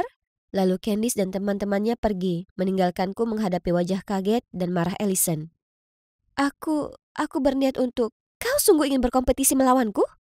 Aku hanya ingin mencoba, Wow, aku tak pernah menyangka kau akan menikamku dari belakang seperti ini. Tak bisa dipercaya. Kemudian dia berlalu pergi, meninggalkanku di sana, merasa kebingungan menatap makan siangku yang berantakan. Aku tahu seharusnya aku beritahu dia sejak awal, tapi reaksinya jauh lebih buruk dari perkiraanku. Selama sisa hari itu, aku tak bisa temukan dia dimanapun, tidak di sekolah atau di rumahnya. Jadi sebelum tidur, ku kirim pesan padanya, mengatakan betapa aku menyesal dan bahwa aku juga punya sisi lain dari ceritaku, yang akan kuceritakan padanya, tapi hanya setelah kontes. Ini hanya kesalahpahaman kecil. Allisonku yang luar biasa akan memaafkanku saat fajar tiba, ya kan? Tapi tidak. Setelahnya, Allison mulai memperlakukanku seolah aku ini tak terlihat. Tak peduli seberapa keras ku coba bicara dengannya, dia tak mau dengar dan hanya berkata, "Aku tak butuh penjelasanmu, pengkhianat. Keluarlah dari kontes maka kita akan bicara." Keluar? Tak mau. Maksudku, aku sangat membutuhkan ini. Dan tunggu dulu. Kenapa aku tak boleh mencobanya? Memangnya kenapa ku rahasiakan ini darinya? Apa aku harusnya beritahu dia segala sesuatu yang kulakukan? Sungguh mengecewakan melihat kami jadi terpisah seperti ini. Tapi aku harus tentukan prioritasku juga. Jadi meski memilukan, aku harus mengesampingkan persahabatan yang rusak ini sementara waktu demi meraih tujuan terbesar saat ini. Gelar kapten. Kucurahkan semua fokusku untuk latihan cheers dan sering bergadang supaya bisa kuasah kemampuanku. Semua kerja kerasku terbayar saat guru memuji teknikku, sementara Allison hanya menerima masukan negatif. Aku menoleh padanya memberi senyuman menyemangati, tapi dia balas menatapku benci. Apa dia kira aku ini penyebab penampilannya yang buruk atau apa? Aku hendak pergi saat Allison masuk. Aku menyapa hai, tapi dia hanya mengacuhkanku. Melihat itu, Candice tak lewatkan kesempatannya untuk mengolok kami. Dikhianati oleh sahabatmu sendiri pasti menyebalkan. Oh sayang, kalau itu aku tak akan sanggup pergi ke sekolah. Allison dengan marah membanting pintu lokernya dan langsung berjalan keluar dari sana. Sementara Candice dan teman-temannya tertawa. Mereka yang terburuk. Hari kompetisi akhirnya tiba dan aku sangat gugup. Tapi, tunggu dulu. Aku tak lihat Allison dimanapun. Ku coba mencarinya saat ku dengar namaku lewat pengeras suara. Sudah tiba giliranku. Aku di belakang panggung bersiap saat tiba-tiba ku dengar seseorang membicarakan Allison mengalami kecelakaan dan tak bisa datang ke kompetisi. Oh ya Tuhan, Allison, apa dia baik-baik saja? Tapi sebelum aku bisa bertanya lebih banyak ke mereka, aku didorong keluar menuju panggung. Musik sudah mulai dimainkan, tapi aku merasa terlalu terbebani dan cemas untuk mulai. Merasakan kegelisahanku, semua penonton berdiri memberi tepuk tangan meriah untuk menyemangatiku. Kulihat ke arah penonton, lalu mengambil napas dalam-dalam, berusaha berkonsentrasi dan memulai penampilanku. Segera setelah musik berhenti, seluruh ruangan memberikan tepuk tangan yang meriah. Para juri mengangguk dan tersenyum padaku. Aku terlalu khawatir tentang Allison untuk bisa merayakan, jadi tepat setelah penampilanku, aku bergegas menuju ke rumahnya untuk memeriksa. Tapi dia tak menerimaku sama sekali. Beraninya kau tunjukkan wajahmu di sini, tidak setelah apa yang kau lakukan. Apa maksudmu? Ku dengar kau jatuh, jadi aku segera kemari setelah kompetisi itu. Berhentilah berakting. Aku tahu kau menyelinap di belakangku dan mendorongku kemarin. Berkat kau aku harus keluar dari kontes. Apa yang dia katakan? Allison menghilang naik ke atas. Aku bergegas menolongnya, tapi dia mendorongku menjauh. Pergilah, kita bukan lagi teman. Aku sangat kecewa sampai akhirnya menangis. Dan saat aku bangkit dari lantai, kulihat Steve berdiri di bagian bawah tangga. Apa dia lihat semuanya? Aku sangat malu sampai aku langsung kabur secepatnya. Dan semuanya tak berhenti, jadi makin parah. Aku tak pernah setakut ini pergi ke sekolah sebelumnya dalam hidupku. Ini semua berkat postingan forum sekolah yang menuduhku mendorong Allison. Sekarang peringkat votingku jatuh dan anak-anak yang tak kukenal pun memberiku pandangan tak suka. Tiba-tiba Steve muncul entah dari mana dan mulai bicara denganku. Allison sedang tidak dalam suasana hati yang bagus akhir-akhir ini. Aku minta maaf atas namanya. Ini bukan mimpi kan? Steve tak pernah peduli denganku sebelumnya, jadi kenapa sekarang? Untukmu, ini adalah kantung keberuntungan berisi batu permata Feng Shui. Jika kau berharap sesuatu, akuilah pada kantung ini dosamu dan permintaanmu akan terkabul. Itu sebanding satu sama lain, makin besar dosanya, makin besar pula harapan itu. Tapi gunakan dengan hati-hati, karena membuka dan memakainya berlebihan akan melemahkan energinya. Aku melihat saat Steve berbalik dan pergi. Ini hal yang sangat manis yang dilakukannya, terutama karena semua orang memperlakukanku seakan-akan aku adalah awan penyakit berjalan atau semacamnya. Tapi apa kantung ini sungguh punya kekuatan magis? Kurasa hanya ada satu cara untuk mengetahuinya, kan? Kupanggil kekuatan magis dari kantung ini untuk mengakui kalau aku dengan sengaja menyembunyikan gaun mencolok yang dibelikan ibuku. Kuharap aku akan mendapat nilai bagus di ujian kimiaku besok. Jadi ia akan senang. Kuharap aku akan mendapat nilai bagus di ujian kimiaku besok, jadi ia akan senang. Setelah membuat harapan, dengan hati-hati aku meletakkannya di ranselku. Berharap besok selama tes kantungnya akan bekerja. Tapi tidak. Pertanyaan terakhir cukup mustahil. Aku menghela napas membayangkan nilai A akan lepas dari genggamanku saat tiba-tiba Kevin, cowok terpintar di kelas, melempariku secari kertas saat guru tak memperhatikan.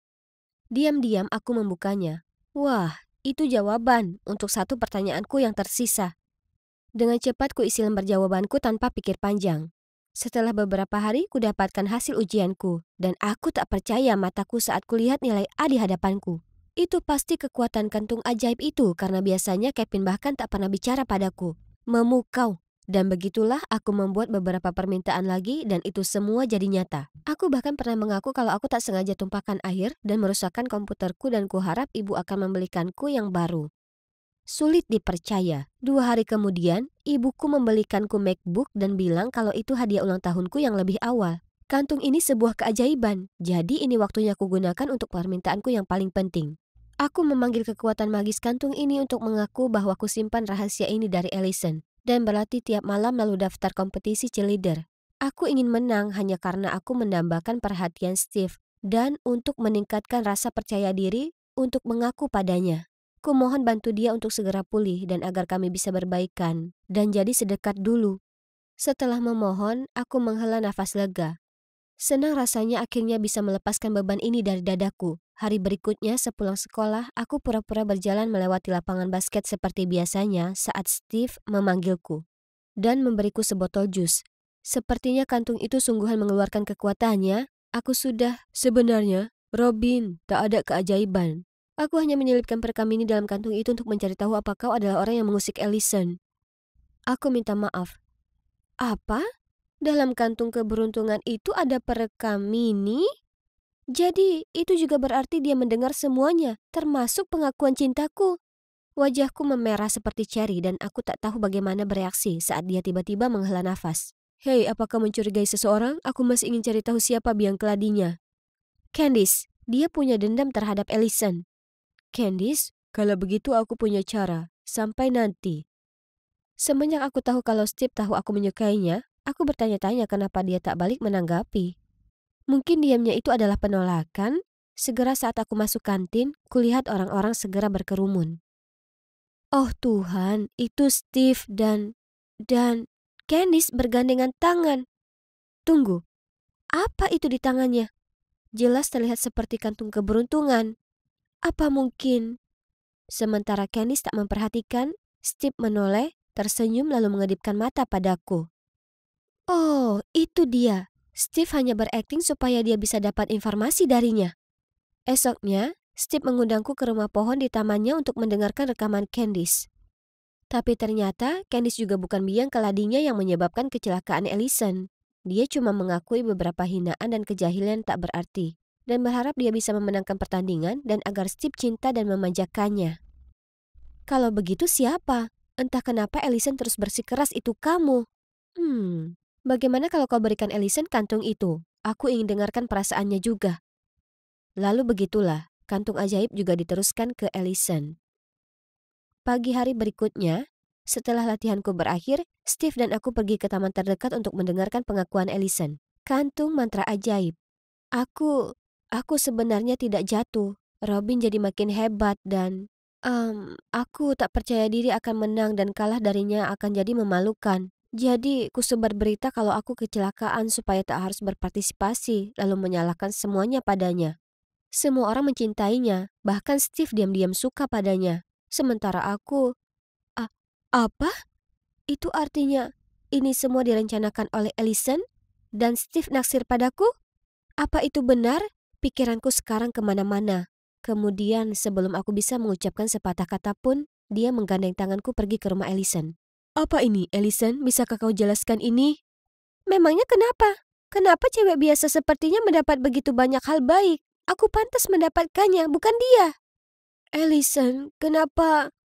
Bahkan tanpa menungguku menyelesaikan kalimat, Allison membanting pintunya. Paling tidak aku tahu kenyataannya sekarang, ya kan? Meski itu jelas menyakitkan. Aku benar-benar tak punya apa-apa lagi sekarang. Aku sudah kehilangan sahabatku, dan dengan hanya 1 hari lagi sebelum voting kontes berakhir, sepertinya Candice akan menang. Tapi segera saat aku melangkah masuk kelas, semua orang segera mendatangiku dan melambaikan ponsel mereka di hadapanku. Hah? Oh, ada postingan baru di forum sekolah.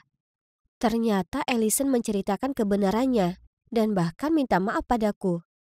Aku tahu, sahabatku selalu jadi orang yang sangat baik.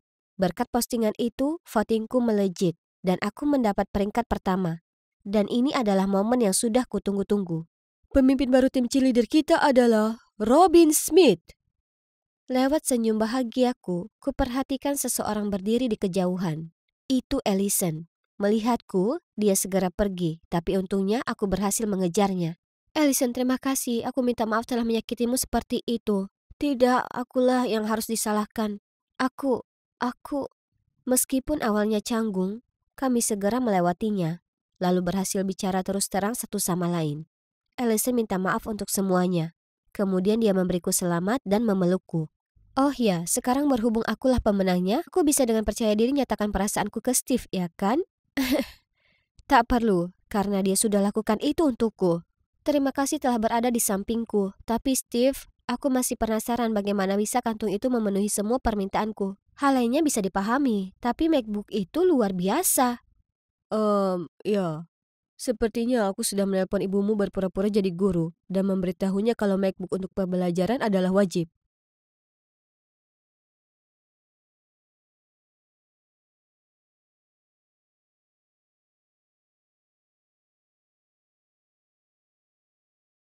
Aku sedang berkeliaran di tepi hutan untuk menghibur diri ketika aku menyadari bahwa aku tersesat total. Suara apa itu? Tiba-tiba, bintik-bintik emas dan hitam lari ke arahku. Aku celaka. Guys, aku di sini di Afrika berlibur untuk mendukung orang tuaku dengan reality show baru mereka. Oh, panggilan tugas. Sampai jumpa lagi, Moas. Hai, aku Vivian, seorang influencer dari Yutin, Jerman. Ibu dan ayahku adalah aktor yang memiliki beberapa keistimewaan. Mereka memberiku semua yang kuinginkan. Pakaian bermerek, supercar, ponsel mewah. Kecuali satu hal, waktu mereka. Natal, ulang tahun, upacara wisuda. Apapun acaranya mereka selalu pergi. Teman-temanku mengira aku memiliki kehidupan yang sempurna. Namun satu-satunya harapanku adalah dijemput di sekolah oleh orang tuaku 1 kali saja. Aku berharap perjalanan ini akan berbeda. Tapi sepertinya tidak ada yang berubah. Mereka sepertinya sudah melupakan kehadiran putrinya, ya.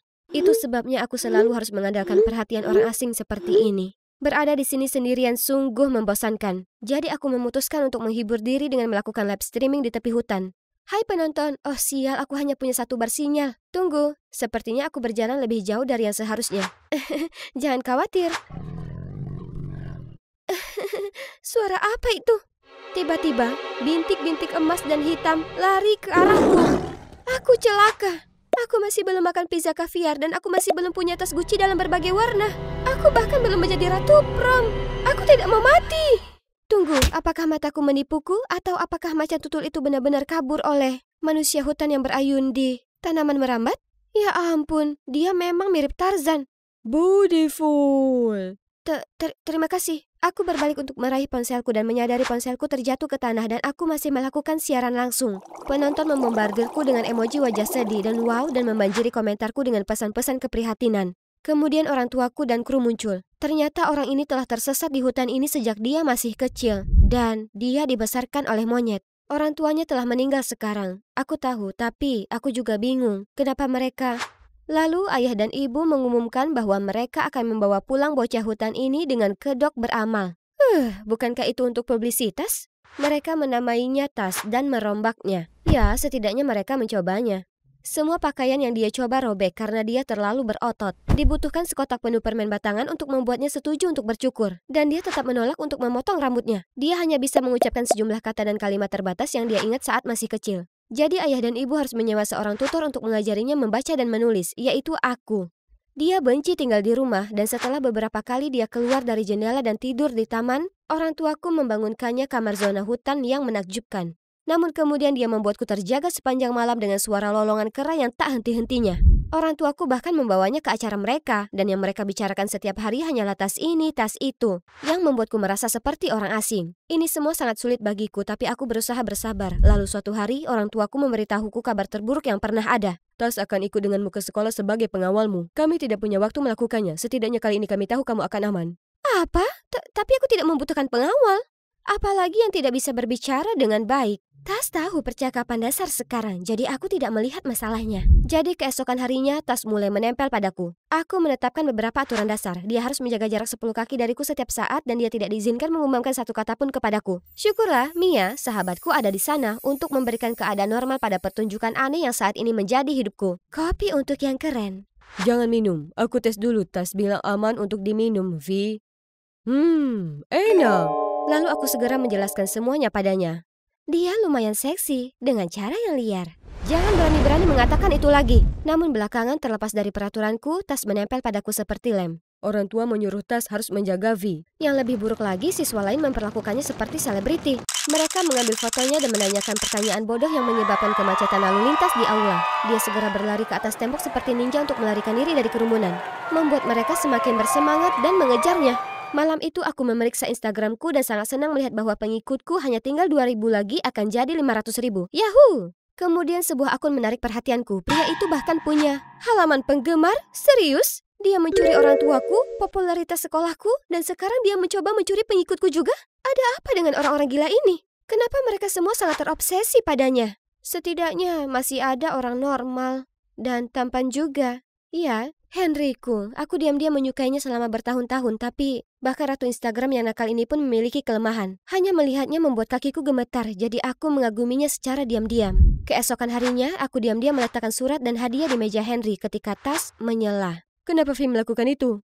Ini demi cinta. Ketika benar-benar suka seseorang, kamu menunjukkannya dengan sikap romantis. Oke, ini seperti memberikan potongan makanan terakhirmu kepada seseorang meskipun kamu sangat lapar. Mengerti? Melihat besarnya badan Tas, tak heran ia segera diminta bergabung dengan tim basket. Coba tebak, siapa lagi yang ada di dalamnya? Iya, Henry. Aku jadi punya ide. Mungkin Tas adalah caraku untuk mendekatkan diri padanya. Aku meminta Tas untuk memberi Henry soda. Tapi Tas tidak sengaja mengocoknya terlalu keras, sehingga ketika Henry membukanya, dia basah kuyup. Lalu aku menyuruh Tas untuk mendukung Henry selama pertandingan, tapi Tas begitu asik sehingga dia tanpa sengaja menarik celana Henry ke bawah, memperlihatkan celana dalam Hello Kitty-nya. Semua orang menertawakannya dan dia sangat malu sehingga dia keluar dari lapangan. Usai pertandingan, Tas mendatangiku dan meminta maaf, lalu melanjutkan. Tas tidak seperti Henry. Aku memutuskan lebih baik memisahkan Tas dan Henry sebelum dia menghancurkan segalanya. Baiklah, jadi menurutku lebih baik kamu berhenti bermain basket. Tapi Tas suka basket. Bukan masalah besar, aku dapat meminta orang tuaku membangunkanmu lapangan basket pribadi dan bermain denganmu. Tapi mulai sekarang kamu harus mendengarkanku. Vi, kera terbaik yang pernah ada. Shh, berhentilah mengatakan hal-hal konyol. Tas tampak sangat bersyukur atas lapangan basket barunya, sehingga dia mulai peduli padaku lebih banyak. Dia membawakanku buah segar dalam jumlah banyak. Agak terlalu segar dan memeriksanya setiap kali aku sedih. Aku baru saja merasa nyaman beberapa saat sebelum Tas bermain-main lagi. Aku harus menghadiri pemutaran perdana film dan hendak berganti pakaian dengan gaun Versace-ku yang menakjubkan. Namun gaun itu telah ditukar dengan gaun yang terbuat dari dedaunan asli. Hijau, beautiful katanya. Untungnya aku berhasil mengatur gaun lain tepat pada waktunya. Namun saat pemutaran perdana, saat pers mewawancaraiku, Tas muncul. Kera terbaik yang pernah ada.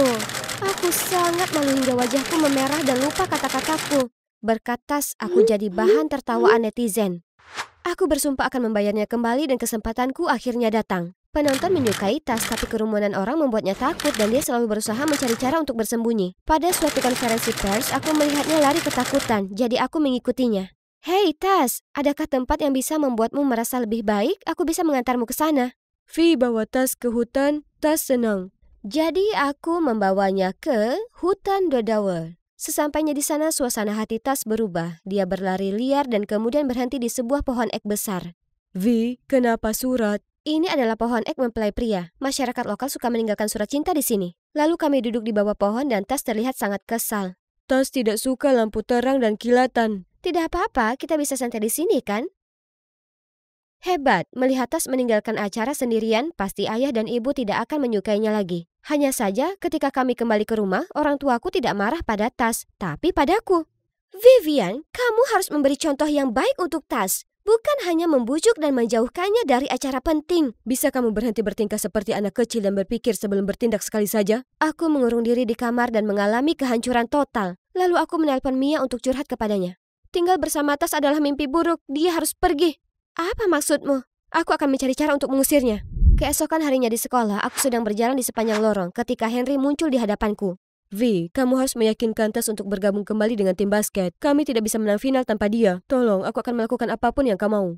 Wow, sepertinya hadiah Natalku datang lebih awal. Apa saja katamu? Bagaimana kalau membawaku ke pesta prom? Sebenarnya itulah yang selalu ingin aku lakukan. Terima kasih telah memberiku kesempatan. Aku membeku. Ini luar biasa. Kurasa rencana mengusir Tasku harus menunggu sekarang. Jadi aku merendahkan diri untuk meyakinkan dia. Seperti yang diharapkan dengan bantuan Tas, tim menang. Hanya saja baik dia maupun Henry tidak muncul untuk mengambil trofi mereka. Aku pergi mencari mereka dan menemukan Tas menerkam Henry. Tas, hentikan! Tapi dia terlalu marah untuk mendengarkanku, jadi aku harus melompat di antara mereka. Dia benar-benar di luar kendali. Kalau begitu lupakan pesta promnya. Ini semua salahmu. Kamu mencuri semuanya dariku sejak kamu kembali dari hutan aneh itu. Dan sekarang kamu telah memukuli orang yang aku sukai. Kamu hanya menghancurkan hidupku. Kenapa kamu tidak membiarkanku sendiri saja? Lalu dia pergi. Sungguh, rasanya luar biasa karena aku akhirnya bisa menghilangkan duri di mataku. Hanya saja aku tidak bisa menghilangkan perasaan kosong ini. Menelusuri komentarku tidak membantu, begitu pula streaming langsung. Tiba-tiba aku menyadari bahwa aku merindukan betapa istimewanya perlakuan Tas terhadapku dan ketika bersamanya, aku tidak perlu memaksakan diriku untuk menjadi orang lain selain diriku. Aku berjalan tanpa tujuan ke hutan Dodower dan berhenti di pohon ek dan sebuah surat yang muncul dari lubang menarik perhatianku. Aku memungutnya dan menyadari bahwa itu adalah tulisan tangan Tas yang berusaha rapi namun tercoret-coret. Henry pembohong. Dia bersama Mia. Kepalaku masih pusing saat ponselku menjadi gila. Aku memeriksa dan melihat kotak masukku penuh dengan komentar kasar. Kemudian aku segera menemukan audio viral. Hidup bersama Tas adalah mimpi buruk. Dia harus pergi. Aku akan temukan cara mengusirnya. Aku benar-benar ketakutan selama beberapa detik sementara netizen terus menggila, mengatakan aku sangat tidak berterima kasih kepada Tas bahkan setelah dia menyelamatkan hidupku. Bagaimana dia bisa? Aku segera pergi ke rumah Mia untuk menanyakan hal itu kepadanya. Itu ternyata kamu, satu-satunya orang yang kuceritakan kisahku. Oh, baiklah, jelas sekali itu aku. Lalu kenapa? Henry milikku, bukan milikmu. Dia hanya memberitahumu apa yang ingin kamu dengar agar Tas kembali ke tim. Tapi orang tolol itu mendengar Henry berbicara kepadaku dan berani menyakitinya. Kamu... Hai, bicara tentang orang hutan yang tidak berguna itu sangat sederhana dan bodoh. Aku bilang padanya kamu akan menyukai gaun daun dan dia benar-benar membelinya. Sekarang permisi, aku harus menata rambutku untuk kencan dengan Henry. Aku merasa seperti seorang gajah menampar wajahku. Jadi Tas benar. Sesampainya di rumah aku dengan murah mengeluarkan surat Tas. Tapi tunggu dulu, masih ada bagian lain. Kenapa aku tidak menyadarinya lebih awal? Saat itu orang tuaku tiba di rumah. Mereka telah mendengar audio itu dan sangat marah. Itu salahmu, Tas kabur. Sekarang kami harus mengkompensasi kontrak pertunjukan yang seharusnya dia ikuti. Kalian tidak peduli dengan siapapun. Tolong berhenti. Kalian hanya memberiku uang dan itu saja. Kalian tidak pernah ada saat aku membutuhkan kalian. Tidak pernah. Bahkan Tas lebih peduli padaku daripada kalian berdua. Lalu aku langsung lari. Aku terus berjalan sampai aku berakhir di bawah jembatan ini. Lalu aku melihatnya. Dia sedang bermain dengan kucing dan anjing liar. Aku segera berlari memeluknya dan meminta maaf. Tapi dia menuju ke belakangku dan berkata, Orang jahat, orang jahat. Aku berbalik dan melihat dua sosok menuju ke sini.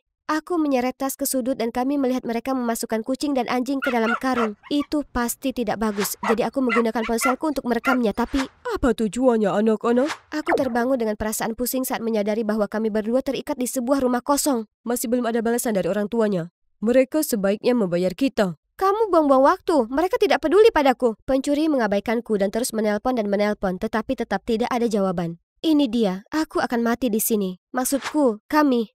Kemudian ketika di luar gelap gulita, pintu terbuka dan masuklah. Ayah dan ibu membawa sekantong uang. Saat para pencuri menghitung uangnya, ayah mencoba menghubungi polisi, tetapi salah satu dari mereka langsung melemparkan teleponnya dan memukulinya. Ucapkan selamat tinggal pada putrimu. Tolong jangan sakiti dia. Sakiti aku saja. Ini benar-benar mengejutkanku karena aku hanya pernah melihat orang lain membungkuk kepada orang tuaku, bukan sebaliknya.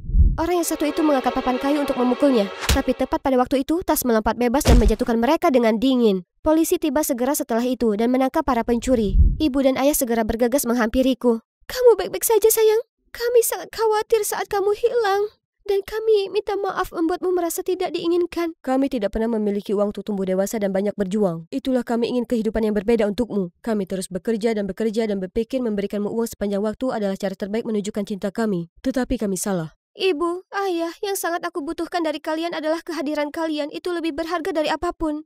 Dan terima kasih untuk semuanya. Oke, aku melindungi Vi. Aku juga melindungi hewan. Sekarang aku sadar apa yang paling kubutuhkan, selalu jujur pada diriku sendiri, seperti orang bodoh ini. Aku tidak ingin menjadi influencer lagi. Sebaliknya, Tas menginspirasiku untuk menggunakan reputasiku untuk mendirikan organisasi yang merawat hewan terlantar. Adapun mantan sahabatku dan mantan gebetanku, mereka tidak penting lagi bagiku. Karena tahukah kalian, balas dendam termanis adalah menjalani kehidupan yang luar biasa. Di akhir pesta prom, aku bertanya pada Tas tentang pesan itu. Tas, apakah kamu menulis ini? Aku senang kamu bertanya. Aku berlatih berkali-kali untuk mengucapkan kata-kata itu. Sekarang saatnya untuk yang resmi. Aku menyukaimu, Vi. Kamu adalah kera terbaikku.